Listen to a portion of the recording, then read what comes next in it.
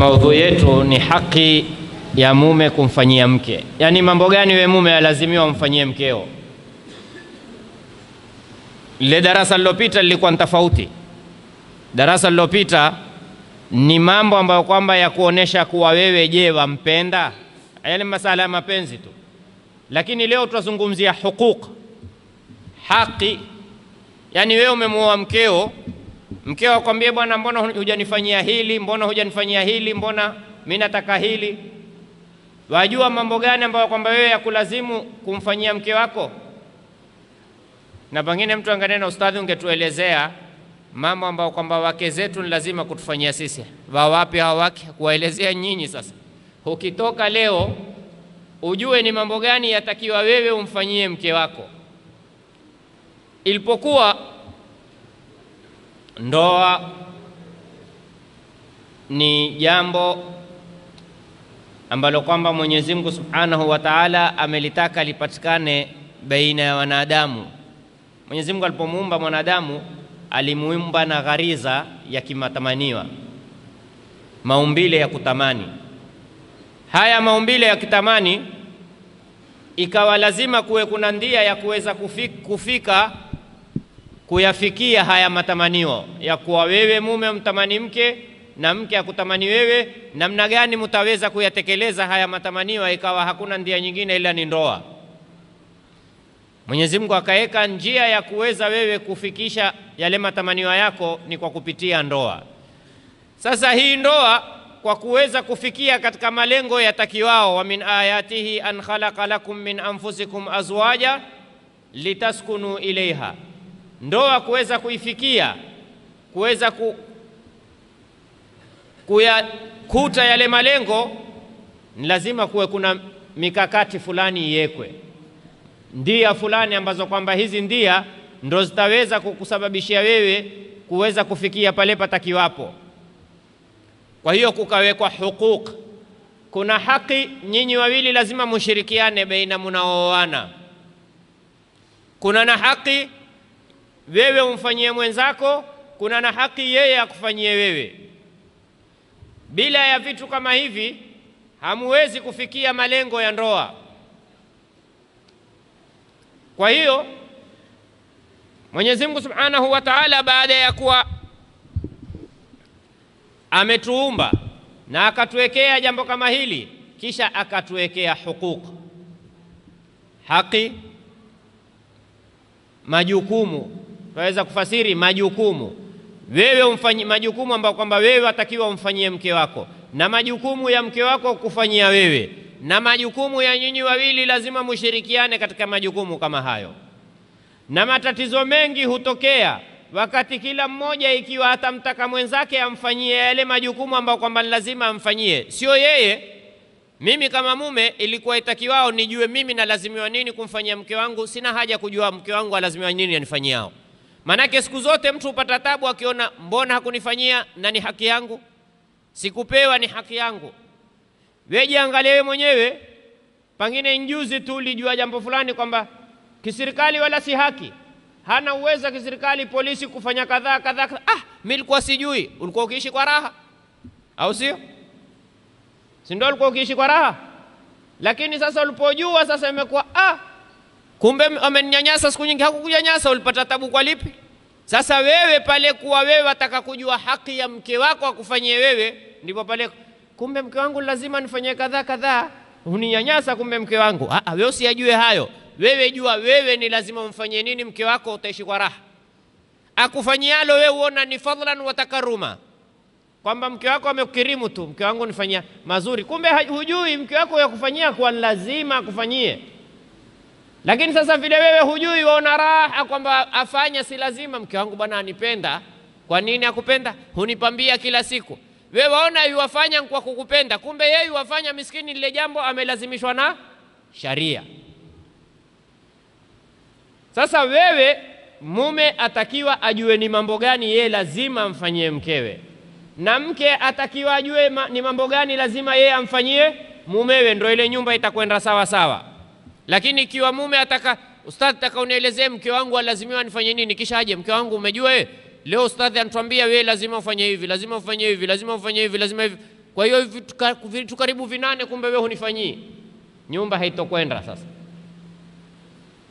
Sasa leo nataka nikuelezee wewe mume, wajua ni mambo gani ni lazima umfanyie mkeo, utake usitake, na ikiwa ulikuwa wayafanya, wajua kwamba wayafanya ni lazima, usiyafanye kwamba ni khiari. Haki ambazo kwamba mume yamlazimu kumfanyia mkewe, haki ya kwanza mahari. Ikiwa kuna mtu hajampa mkewe mahari, ajue hajamtendea haki. Na kuna waume wengi hawawapi wake zao mahari, na Mtume sallallahu alayhi wa alihi wasallam atuambia, mwanamume yoyote atakayekuoa mwanamke asimpe mahari yake na hana nia ya kumpa, huandikiwa yuwazini. Unajua zingine wenda mkakubaliana na mwanamke, wate nkuowe hivi sasa, pesa sina kamili, na Ramadhani unaona na watoto, lakini inshallah baada ya Ramadhani nitafanya nini? Nitakupa. Na mke kwa kuwa akupenda akakubali kwa baada ya Ramadhani utafanya nini? Utampa. Wewe ukateka advantage, ishatoka hiyo. Sawa, ishatoka kwako wewe, kwa mtazamo wa kuwa wewe waona ishafanya nini? Ishatoka. Lakini jua Mtume sallallahu alaihi wasallam asema, mwanamume yoyote alomuoa mwanamke kwa mahari ambao kwamba atampa baadaye na awe hana nia ya kumpa, huandikwa ule mwanamume kuwa yuwazini. Kila wewe ukilala na ule mkeo ni mkeo, lakini kila wewe ukilala na yeye, wewe wapata madhambi ya kuzini. Upo? Kila ukilala na yeye, wewe waandikiwa madhambi ya kuwa umezini na yeye. Na wewe umemuoa sawa sawa kwa nikaha sahihi, mashahidi na kila, lakini hujampa, kwa sababu mahari ni haki ya mke. Wa atu nisaa sadaqatihinna nihla. Hata lao mwanamke akasema mahari yangu nipa mwenyewe, usimpe babangu, ukimpa baba hujamkabidhi mke. Jamanini, acheni ada na mila, angalieni sharia. Mahari ni haki ya anayeolewa. Mahari si haki ya baba, mahari si haki ya mama, mahari si haki ya lolea. Kuna wengine wakwambia, mimi nimekulea, nimekusomesha, kama ulikuwa umenisomesha kwa ajili ya upate mahari yangu, ndo wewe leo ukalale kitandani. Mahari ni haki ya yule ambaye kwamba yeye atalala na ule mume, ni haki yake. Wa atu nisaa sadaqatihinna nihla. Hufai kutukua mpaka fa intibna lakum. Ikiwa wao wenyewe mwenyewe mke amekubali, baba tukueni nyinyi, mama tukueni nyinyi, sawa. Ikiwa kwenu kuna kaida mahari ni kitu kando na kuna na vitu vingine kando si mahari, hayo masala mbali. Sisi tunazungumzia mahari. Lakini hakuna katika sharia kwamba mke astahiki mahari, baba hastahiki kilemba, kama wataka kiemba kanunue kitambara ujipige. Mama sijui hastahiki maziwa, nenda kanunue maziwa tele siku hizi. Maina tofauti, sije kataja jina moja kaambia upige advertisement. Tukua wewe ya leo yapendayo, uyaonao haya ndio mazuri. Lakini huna haki ya kumlazimisha mume lazima alipe maziwa ya mama, lazima alipe kiemba cha baba. La, hakuna hiyo. Lazima inaolazimu katika ndoa ni mahari kupewa ule mke. Kwa hiyo haki ya kwanza ni mahari. Na hapa kuna masala muhimu sana. Mwanamke aweza kukataa kulala na mumewe kabla hajafanya nini? Hajakabidhi mahari.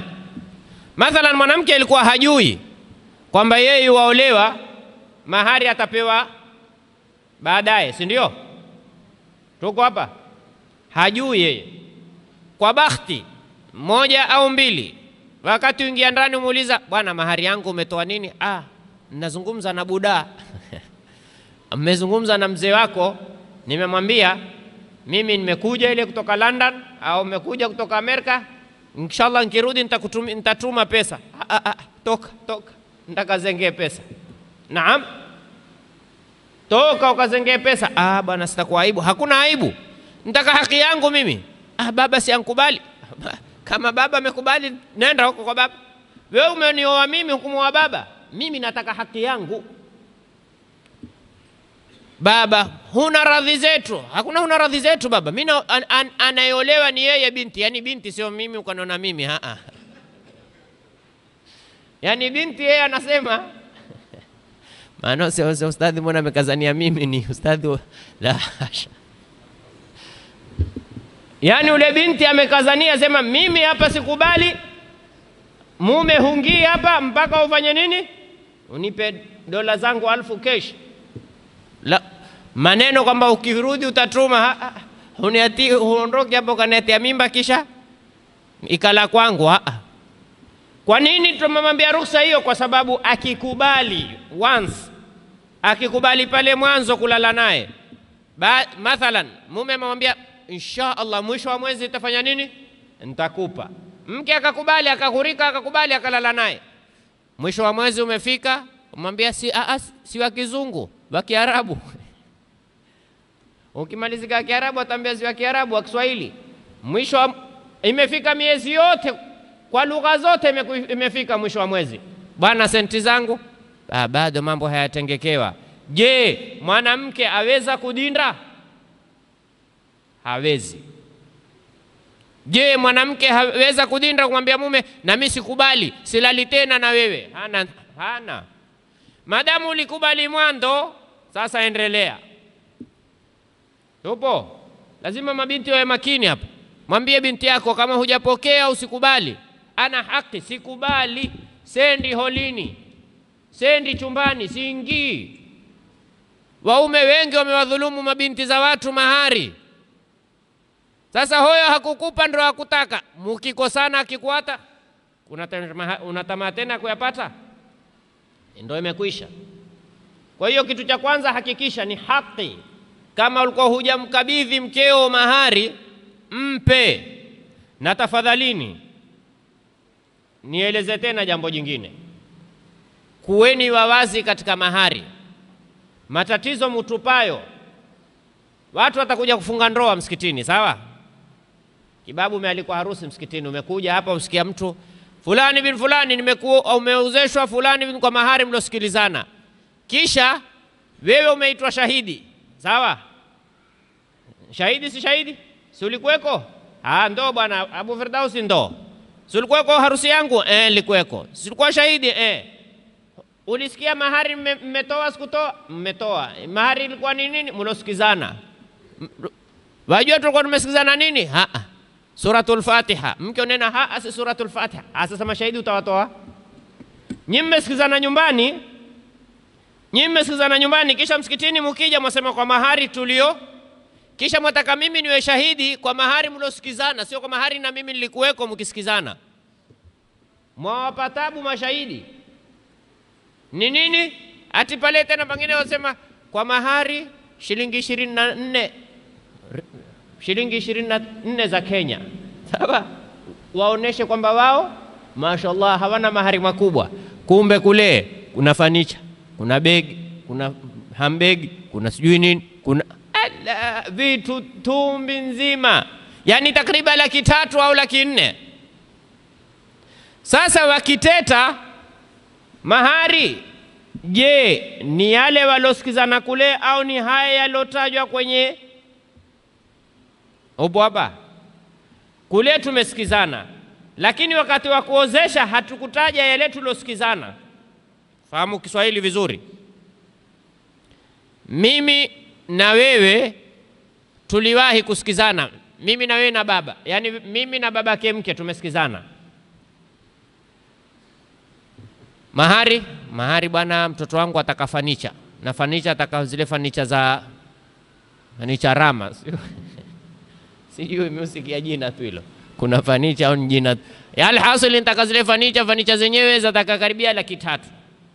Sawa? Ni mfano tu mimi. Fanicha za 300,000. Haya, Tumesikizana vizuri. Fanicha za ngapi? 300,000. Tumekuja msikitini. Izzuddin Alwi, naam, nimekuozesha binti yangu kwa mahari tulosikizana. Kwenye kuozesha hayakutajwa mahari ni ngapi. Kule tumetaja mahari ni ngapi? Ni fanicha ya 300,000. Ni fanicha ya laki. Maana shati uspecify ile fanicha, usimwambie ni fanicha tu. Akaenda akikutukulia za barabarani yoyote, mti aina yoyote, mpaka umwambie nataka fanicha 300,000, mti cypress au sijui bamba kofi au mvule, yani taja. Lakini mwambie mimi nitaka fanicha, akikuetea za cypress ni fanicha, akikuetea hizi mbao mbaya ngula hii wapi wenye kutengeza mbao yao wote hawako. Tusaidie zile mbao za rais ngula hii mwele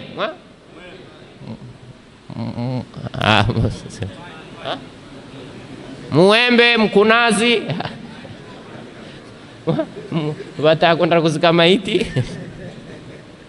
Alhasil mwete mfanicha utakao kumwetea, muhimu zaitwa fanicha. Itakuwa imesuia ikusui, sababu nyinyi mmetamka mkakubaliana yatakiwa mahari we nini?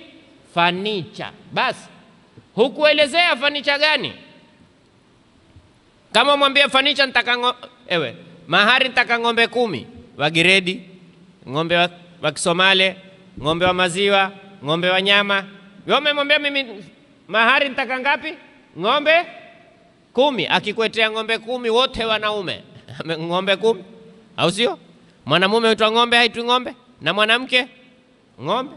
Sasa wewe mwambie mimi nataka dume 10, tena dume zenyewe dume za maziwa. Sawa. Lakini mwambie mimi nitaka mahari.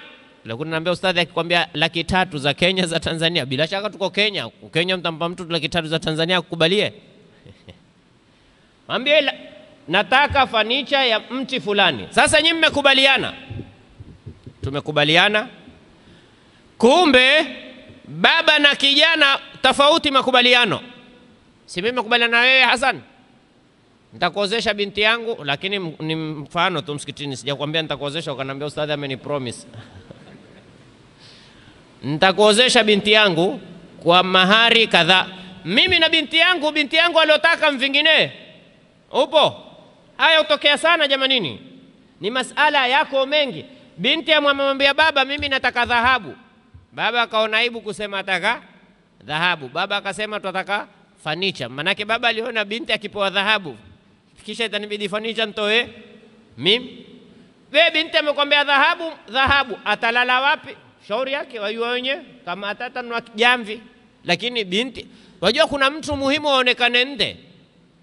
Chumbani siri yangu mimi na mke wangu, nani atatujua?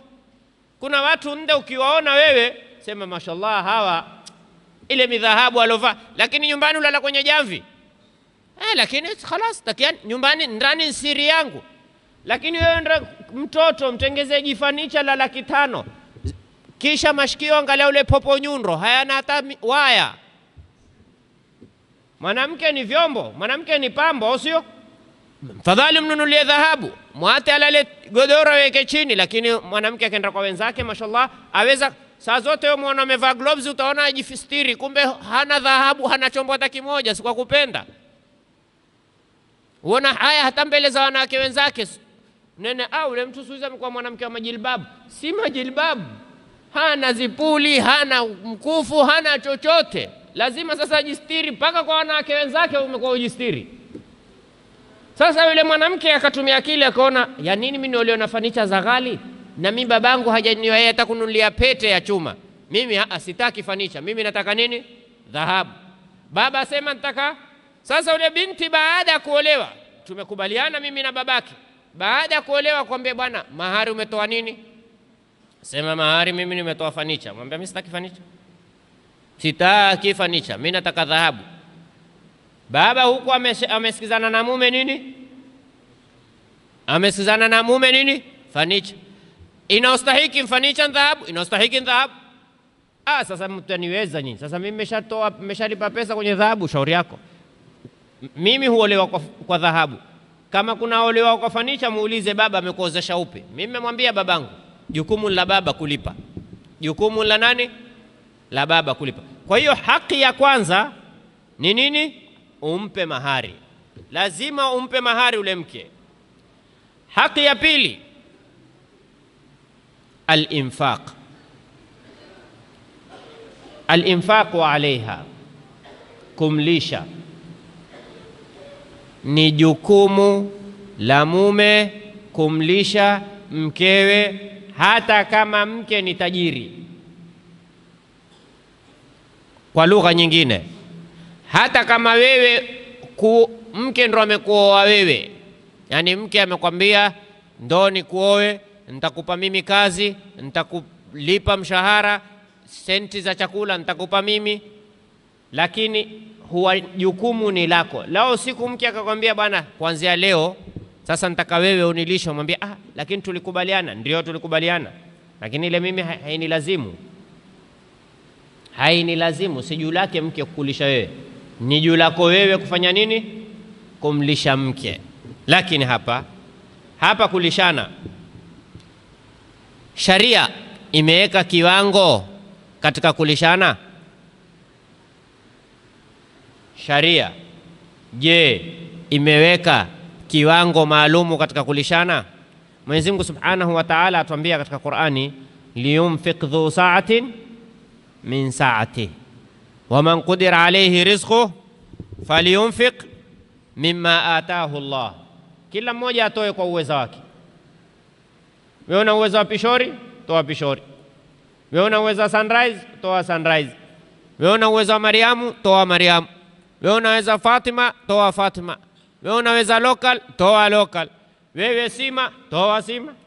Wewe muhogo, toa muhogo. Liyunfiq dhu sa'atin min sa'atihi wa man qudira alayhi rizquhu falyunfiq mimma ataahu Allah, la yukallifu Allahu nafsan illa ma ataaha, sayaj'alu Allahu ba'da usrin yusra.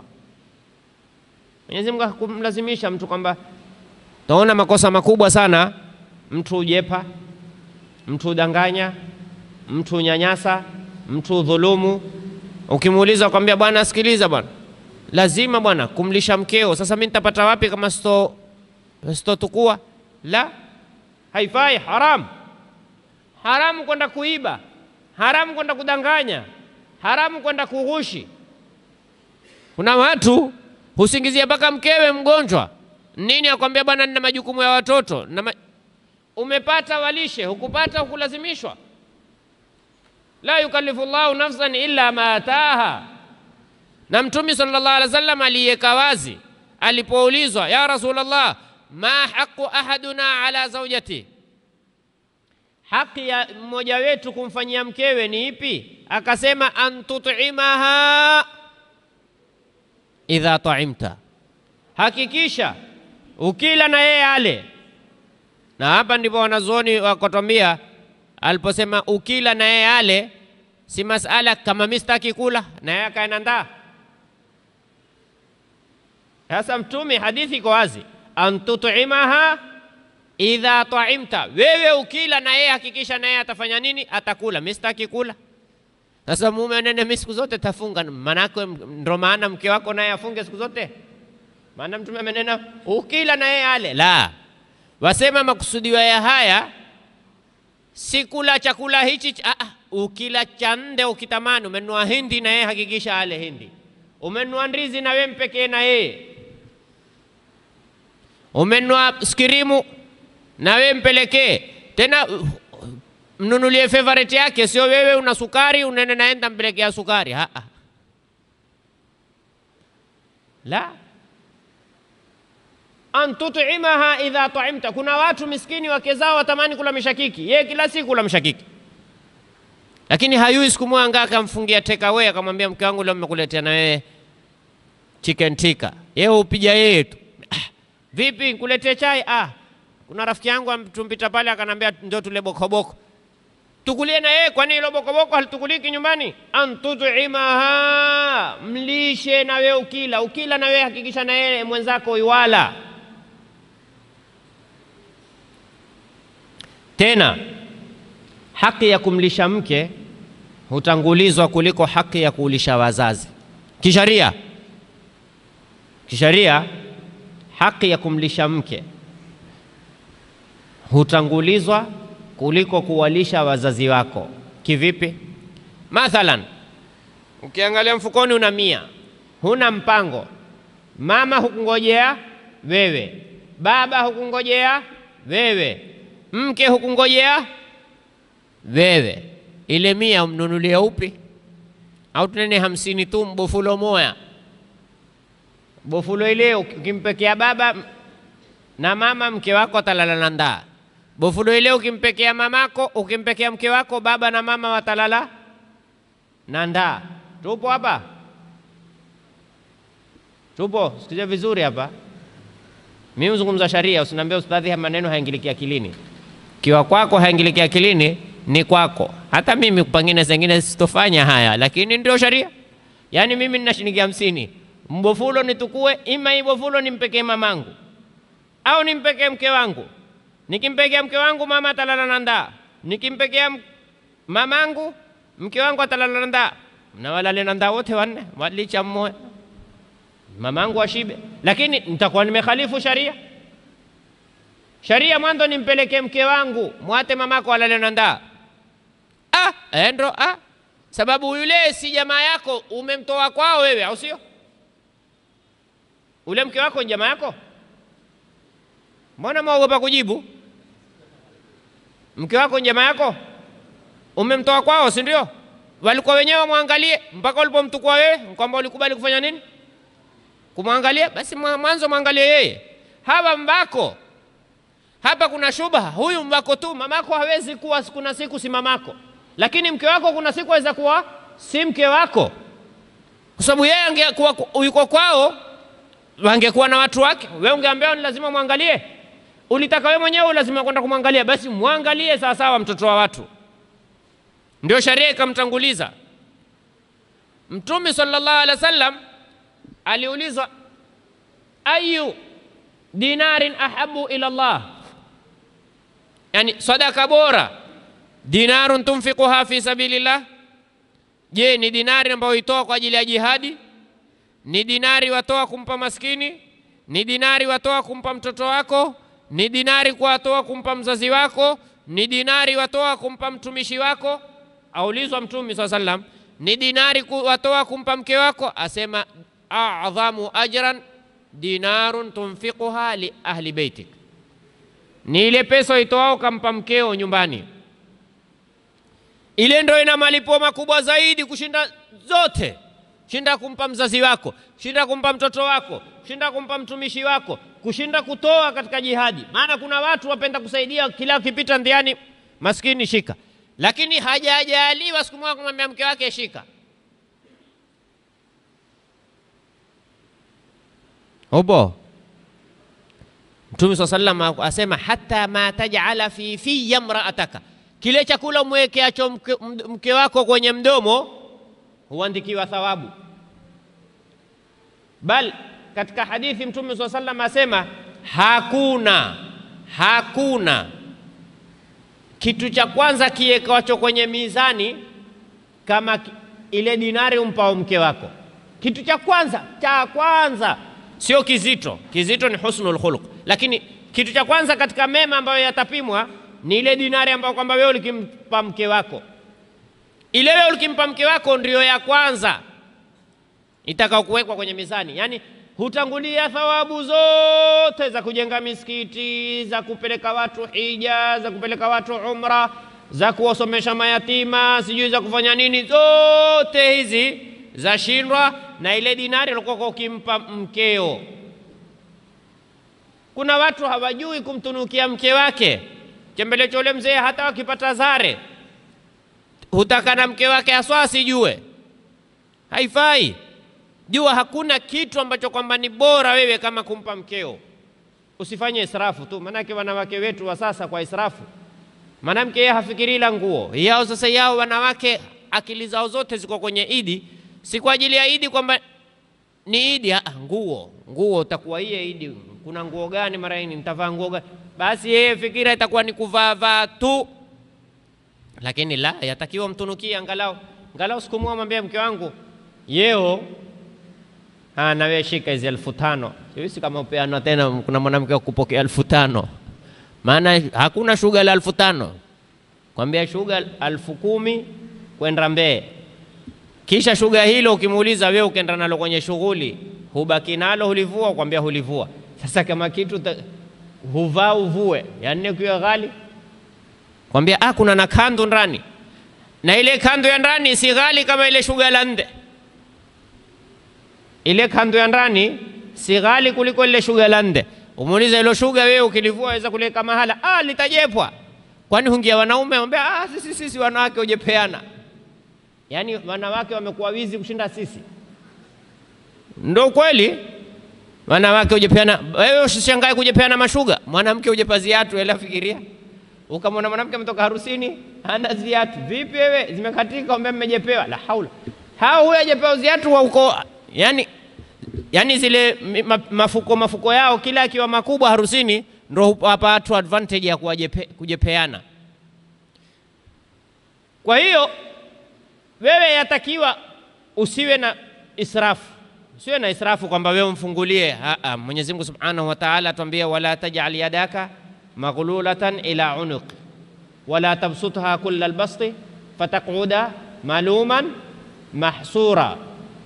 Usifunge mikono kawa hujui kutoa. Na lakini usiatie tu namna nini. Mwambie mke wangu utakacho fungua pale kuna senti. Mwanamke haoneshwi mlango huo. Mwanamke usimuoneshe mlango hapa. Maana kitu ambacho kwamba mwanamke hakuna kitu kwamba chaitwa kingi kama senti. Hakuna senti nyingi kwa mwanamke kabisa. Na hakuna mwanamke atakwambia mimi sina mahitaji. Usijaliwe kwamba kuna siku mwambie bwana wahitaji ya nini? Akwambia wewe nipe tu.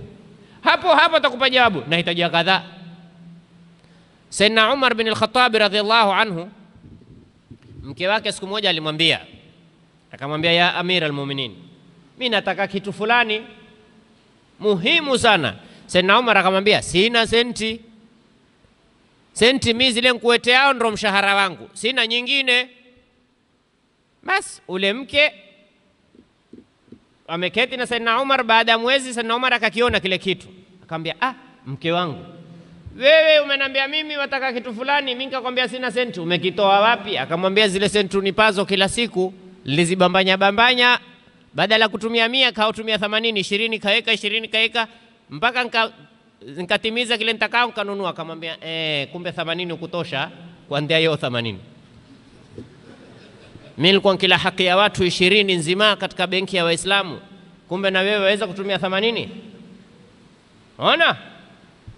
Sangina mwanamke wewe yani si ubakhili, lakini mwanamke yani kitunguu alikuwa aweza kukinunua kwa shilingi hela. Wewe naambia mwenyewe kuna masupermarket kitunguu kile hapa Marikiti utapata kwa shilingi 20, ati kule uzanywa 50. Si israfu hiyo?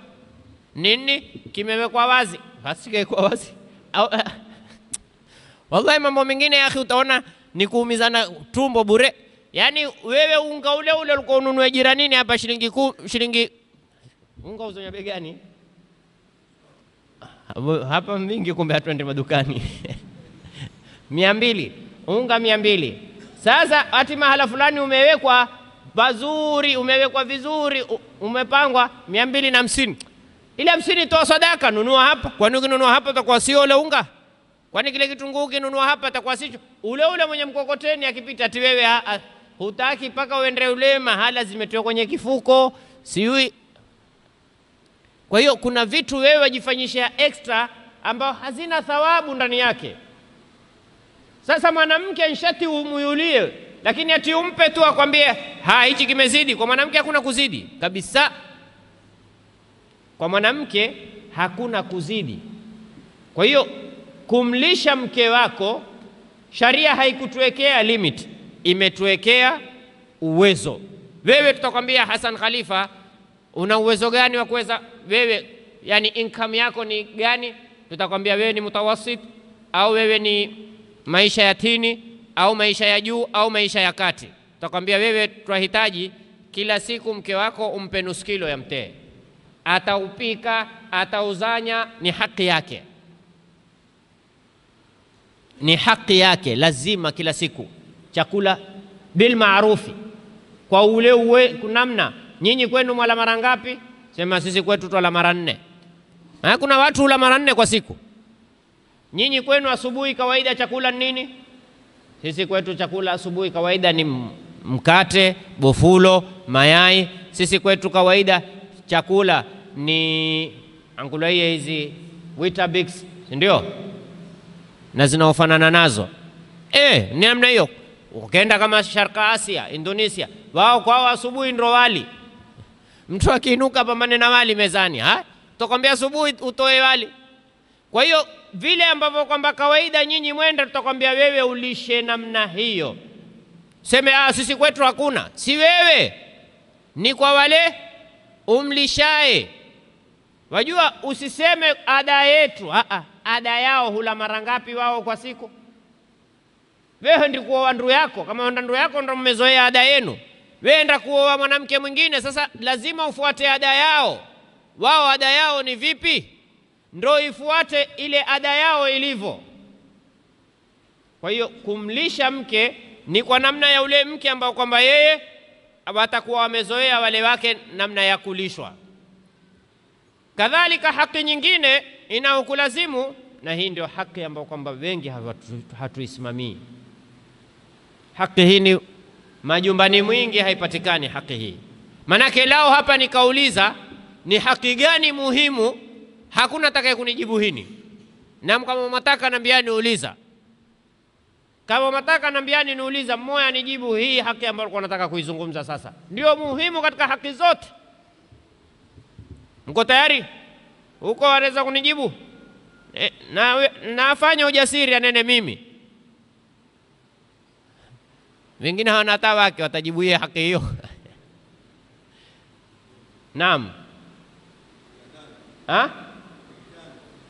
Msimakwambia elimu. Elimu. Ule amenambia kitandani. Manake watu waona kuoa kitandani. Na Mungu amenena likullu hizbin bima ladayhim farihun, au sio? Hapa ukimuuliza ukiuliza jamaa, niko tayari kila mtu kumtekelezea shida yake. Kwani nyinyi mtainuka na shida moja? Kila mmoja ataelezea ile shida alionayo, sio? Chuma ona yeye kwake muhimu. Lakini nimefurahi. Tumepata kuona mtazamo, au sio? Kitu muhimu. Hii ndio haki ya zungumzia wewe, sote ndio tuitakao haki hiyo ya kitandani. Kwamba mke akupambie, mke akutilie mapochopocho. Tutakuja kuelezea haya, na mke afaa kupambia namna gani? Ni muhimu. Hiyo haki ya kitandani ni muhimu. Hao wengi uonao wamemilikiwa ni ile ground, ni ule mpira ulivyopigwa pale ndio kamfanya kaipenda ile timu, au sio? Kwani ule ipenda ile timu si ni kuona ile ushindi unaopatikana? Na ushindi unapatikana pale kitandani. Kama nkula wengine watakwenda hoteli upigwa chakula bora kushinda cha nyumbani, au sio? Lakini kuna pale sasa hutoyapata hoteli. Elimu. Wallahi haki ya elimu ndo haki muhimu sana. Nini haki ya elimu? Taka nikwambie kitu kimoja. Binti yangu alipokuwa kwangu ni jukumu langu kama binti yangu. Kama nimemsomesha ni mimi kama mzazi nimetekeleza jukumu langu. Fahamu vizuri? Sikiza vizuri hapa. Binti yangu alipokuwa kwangu ilikuwa ni jukumu langu mimi kama baba kufanya nini? Kumpa haki ya ule mtoto, kama mzazi kumpa haki ya nani? Ya mtoto. Moja katika haki ya mzazi kumpa mtoto wake ni kumpa elimu, amjue Mola wake, ajue namna ya kuswali, ajue namna ya kufunga, ajue namna ya kumwabudu Mwenyezi Mungu, si ndio? Sasa mimi kama mzazi sikumfundisha. Mmempeleka skuli tu. Ati kwa kusingizia mmempeleka integration, sio? Integration au integrated? Graded. Toa sauti na ucha. Integrated. Haya. Skuli hao walimu wenyewe hiyo dini hawaioi. Tuwatarajia hao wanafunzi. Wajua sisi makosa, mimi hunena sana, makosa yetu tumetukua skuli tukaitia madrasa. Itabado yaitwa nini? Skuli. Ilikuwa yatakiwa madrasa itiwe obo. Ngojea. Ule mtee ukitia chumvi, muhimu ni ile chumvi au muhimu ni ule mtee?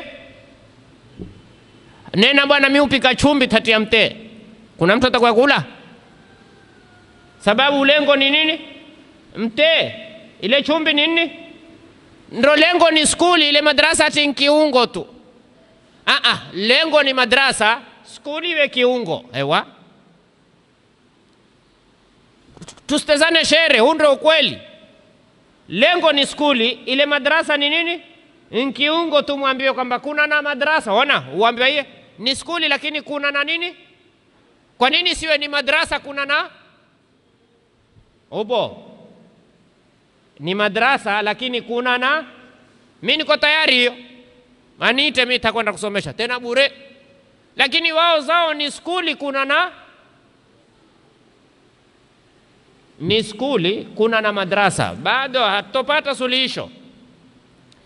Sasa mtoto kama huyu wewe watarajia ati ndio amesoma dini. Anamsomesha mimi, tena namsomesha skuli ile, sio ile skuli ina na madrasa. Ona yeye mwenyewe kwambia, skuli ile waijua ina na madrasa. Kwa nini mnamsomesha madrasa ina na skuli?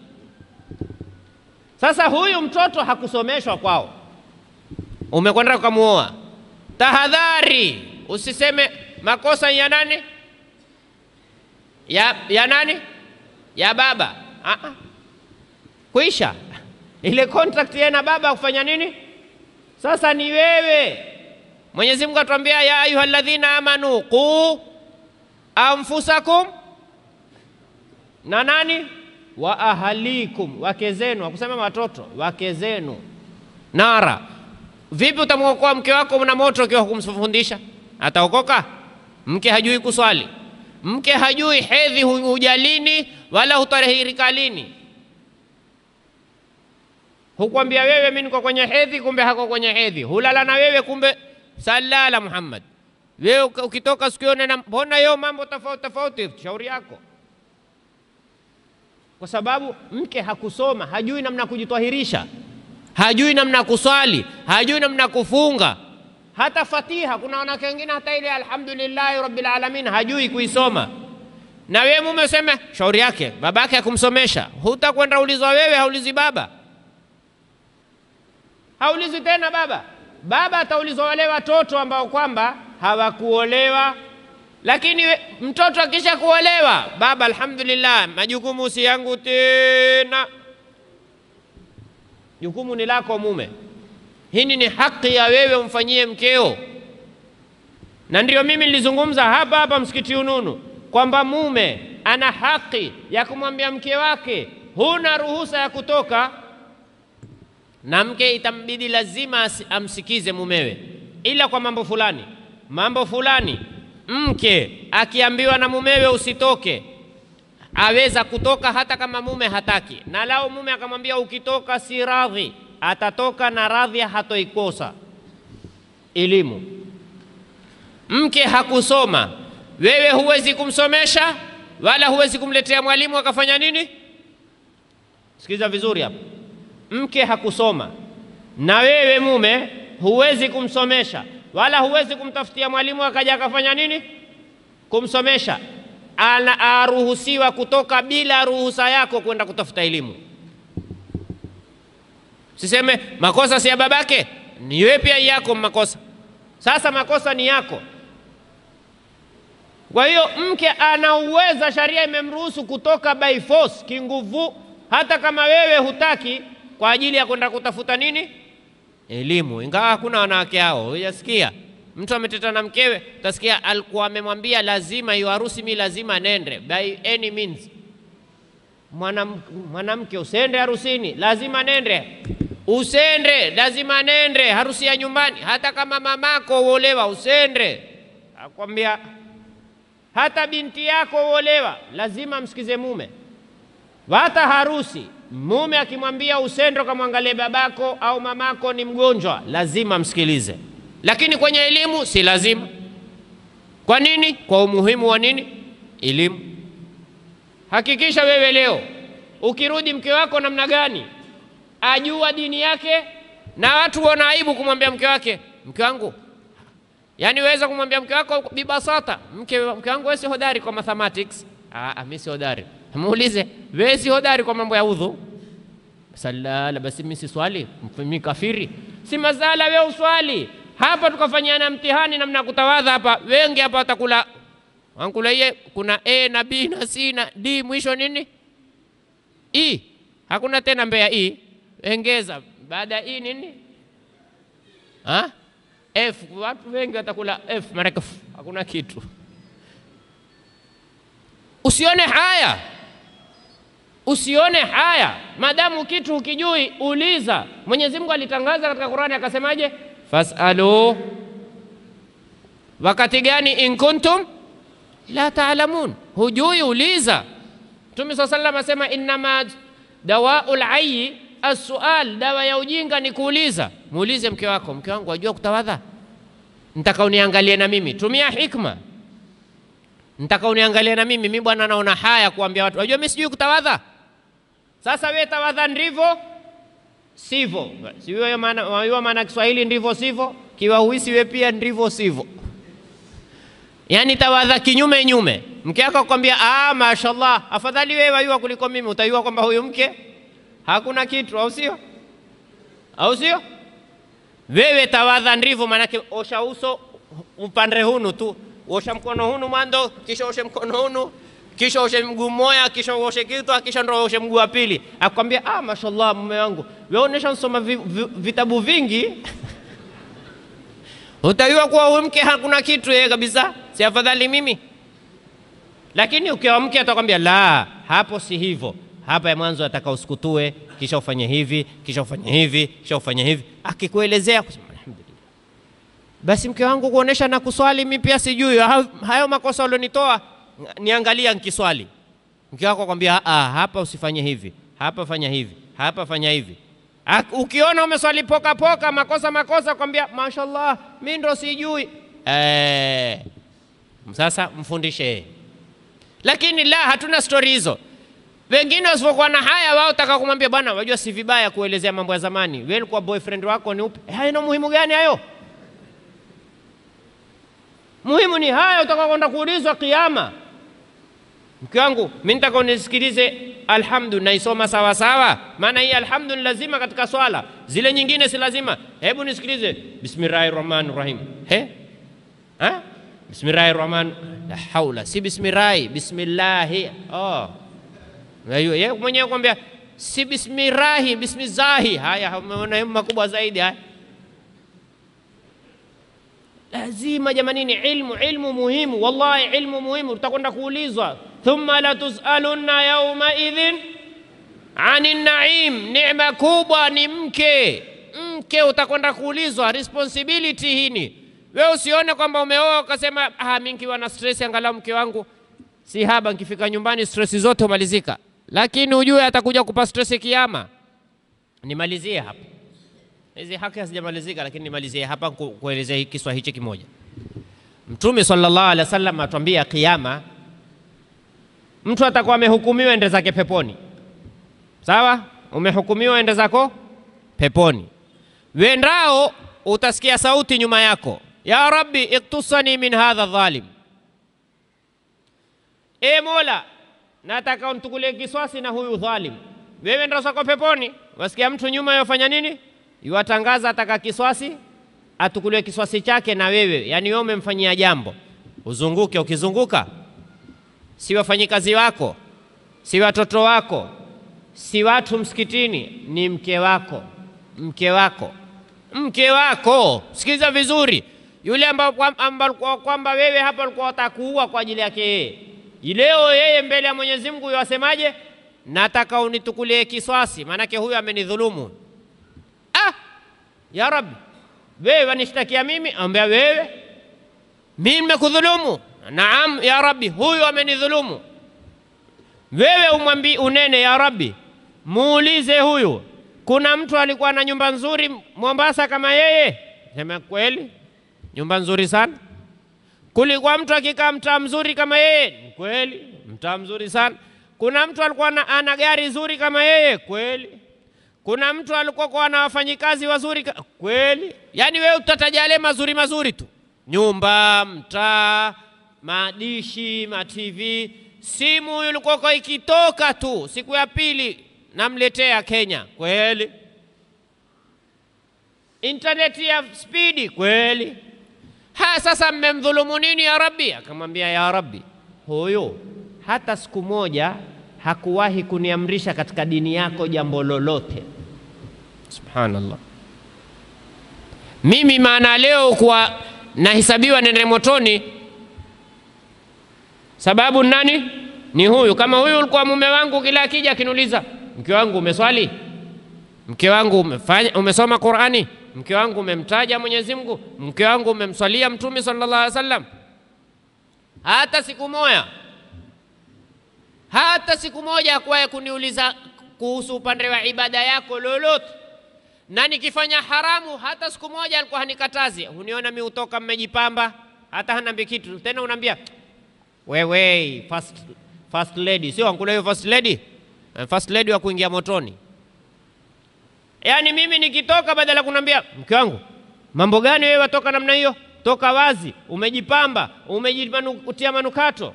Haramu hiyo. Hakuna kutoka namna hiyo. Yeye tena unisifu, naambia, lazima wanawake wajipate huko wendako. Na hakika utamchomoa na bibi harusi. Basi mke yuenda kushtaki. Kwa hiyo kuwa makini na mkeo na kuwa na hikma. Bwana mmoja alikuwa mke wake namna hiyo, haswali.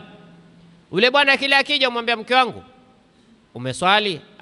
Samahani bwana, sikusikia muadhini. Hukusikia vipi muadhini?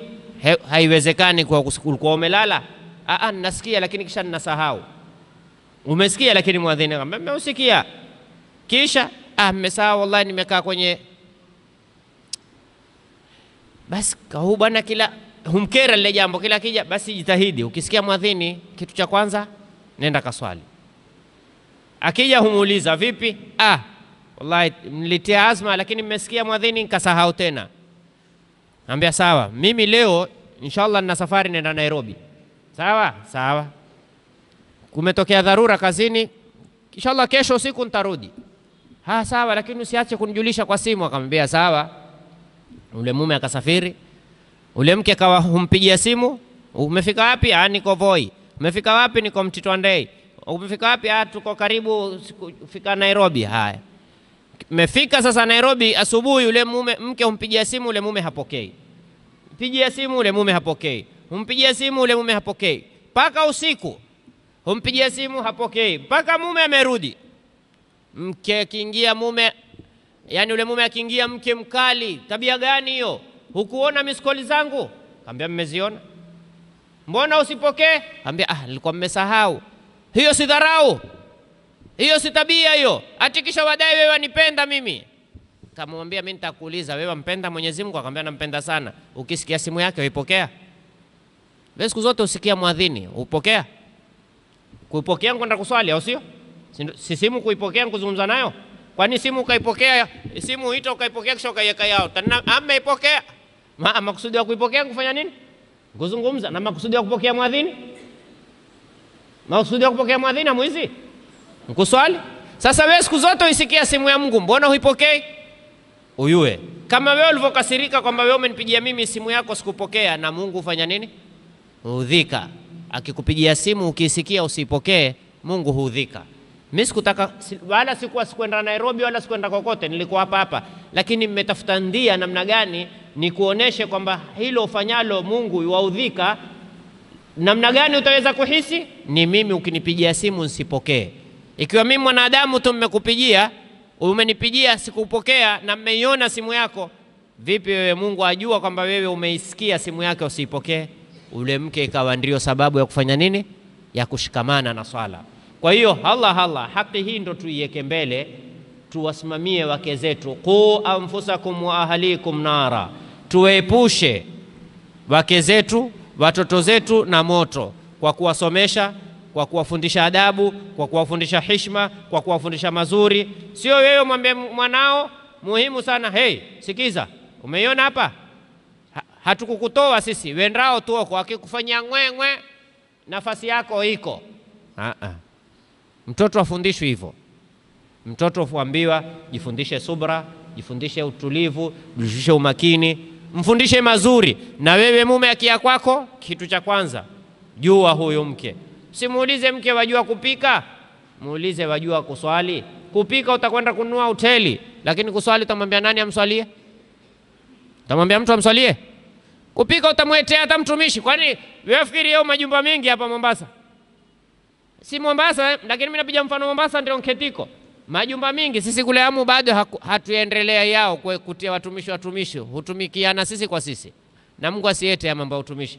Wajua siku hizi waume hawali za kula za wake zao.